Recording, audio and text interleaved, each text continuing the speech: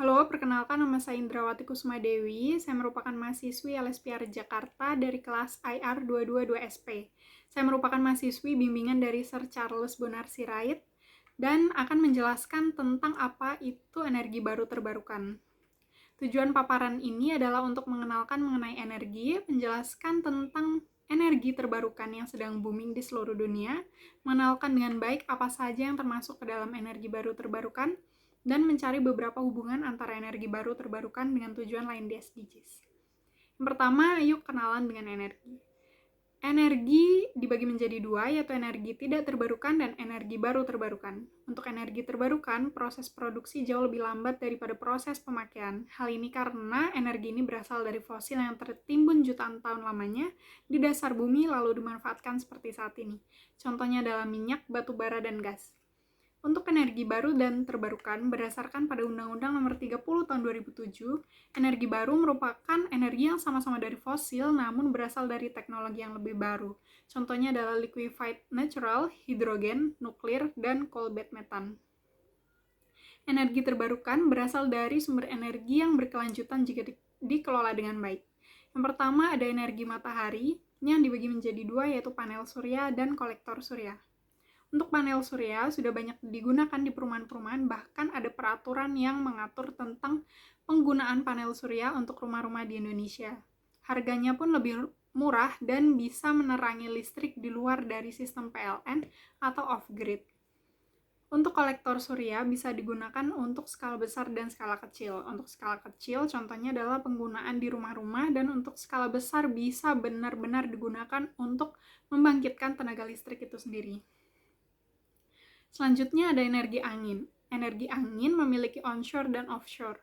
Onshore biasanya skala kecil menggunakan turbin untuk sumbu vertikal dan cocok digunakan untuk rumah. Nah, untuk skala yang lebih besar, butuh lahan yang lebih besar juga dan sumbunya itu secara horizontal. Nah, untuk onshore ini biasanya terbentur oleh isu lingkungan dan masyarakat sering menolak karena harganya berisik. Untuk offshore, skala besar, penempatannya di lautan, turbinnya sama dengan di daratan, namun struktur di bawah airnya berbeda karena agar bisa berdiri di lautan. Isu lingkungan bisa diredam karena berada di tengah lautan dan bisa dipadu-padankan dengan panel surya. Selanjutnya ada energi air. Media penyimpanannya memanfaatkan perbedaan ketinggian dan dibantu oleh turbin. Jika listrik yang dialirkan lebih, maka air bisa dinaikkan lagi ke posisi awal, namun akan ada kerugian. Selanjutnya ada bioenergi. Bioenergi adalah salah satu energi yang dibuat dari biomasa atau biofuel. Bahan bakunya terbuat dari bahan organik atau makhluk hidup yang mana bisa dibuat dengan mudah. Kelebihan dari bioenergi memiliki sistem yang closed loop, di mana semua prosesnya akan berputar tanpa henti. Beberapa jenis dari bioenergi adalah padatan, gas, dan liquid. Selanjutnya adalah energi panas bumi. Energi panas bumi ini ada yang secara langsung dan secara tidak langsung. Yang secara langsung, matahari langsung terhantam ke bumi dan bisa digunakan untuk berbagai macam hal, seperti contohnya adalah mengeringkan ikan dan mengeringkan teh. Untuk yang secara tidak langsung, biasanya terbentur oleh masalah lingkungan dan harganya mahal, ketidakpastian tinggi, namun paling bagus dalam pengkonversian listrik dibandingkan dengan EBT lain. Prosesnya terjadi di dalam lapisan bumi. Lalu selanjutnya kita akan membahas tentang energi maritim. Ketika ada aliran air masuk ke dalam alat, maka akan menggerakkan turbin untuk membangkitkan listrik. Nah, ini ada energi gelombang dan energi tidal. Energi gelombang ini berasal dari gelombang pada perairan seperti lautan atau sungai. Untuk energi tidal itu memanfaatkan naik dan surut dampak dari rotasi bumi. Yang terakhir ada Ocean Thermal Energy Conversion. Konversi ini terjadi akibat di laut ada perbedaan temperatur antara yang ada di permukaan yang mendapatkan sinar matahari dan yang ada di dasar laut. Untuk mendapatkan energi, temperatur harus memiliki perbedaan 20 derajat Celcius. Hal ini belum dimanfaatkan secara komersial, namun baru pilot project.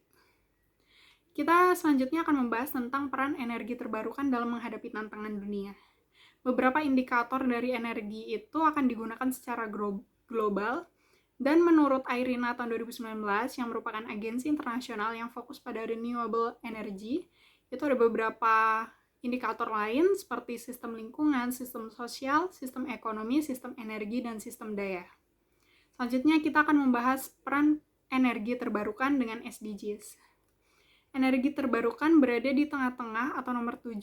Hal ini menunjukkan bahwa energi terbarukan vital untuk membantu menyelesaikan kasus-kasus lain yang berhubungan dengan SDGs. Hari ini, energi terbarukan menyuplai 1/6 kebutuhan masyarakat. Namun, pada tahun 2050 diprediksi energi terbarukan akan menyuplai 2/3 dari kebutuhan manusia. Hubungan antara EBT dan SDGs lain, yang pertama adalah SDGs yang ketiga atau kesehatan. Contohnya adalah untuk penggunaan energi matahari melalui panel surya yang membantu menyediakan listrik bagi pusat kesehatan di daerah terpencil. Bisa juga digunakan dalam tempat pengungsian di mana ketika terjadi bencana akan tidak ada listrik dan akan ada energi pengganti melalui panel surya. Selanjutnya adalah SDGs ke-13 atau climate change. Kita menggunakan energi terbarukan itu adalah salah satu cara untuk mengurangi panas bumi, di mana CO2 dihasilkan lebih rendah daripada yang dihasilkan oleh energi tidak terbarukan atau energi fosil. Selanjutnya adalah SDGs ke-9 atau industri. Nah, industri di Indonesia ini bisa menggunakan energi terbarukan seperti penggunaan energi matahari dan energi air untuk menyalakan listrik agar ketersediaan energi lain itu tetap cukup hingga masa yang akan datang. Selanjutnya ada SDGs 1 dan 2 yang menggunakan gas dalam bioenergi dalam membantu para ibu rumah tangga yang tidak dapat mengakses gas berbayar untuk memasak dan mengurangi efek kelaparan.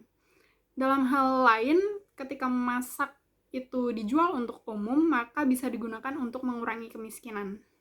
Dengan gas yang sudah tersedia itu, masyarakat tidak perlu khawatir dengan nutrisi. Kesimpulan dari apa yang kita bahas hari ini adalah energi baru terbarukan atau EBT merupakan salah satu solusi baik untuk membantu menunjang kebutuhan makhluk hidup, terutama manusia, tanpa perlu khawatir akan kehabisan sumber daya alam seperti energi fosil dan energi yang tidak dapat diperbarui. Banyak jenis energi baru terbarukan yang dapat digunakan dalam kehidupan sehari-hari hingga industrial.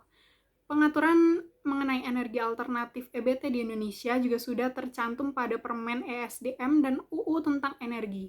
Indonesia juga membantu berkomitmen dalam Perjanjian Paris untuk membantu mengurangi dan memberi jaminan ketahanan energi di masa kini hingga masa datang. Hal ini berhubungan dengan alasan sustainable energy dimasukkan ke dalam salah satu unsur SDGs karena saat ini pasokan energi tidak terbarukan sudah mulai berkurang dan tidak dapat diperbarui kembali dalam waktu yang cukup lama. Sekian paparan dari saya, terima kasih.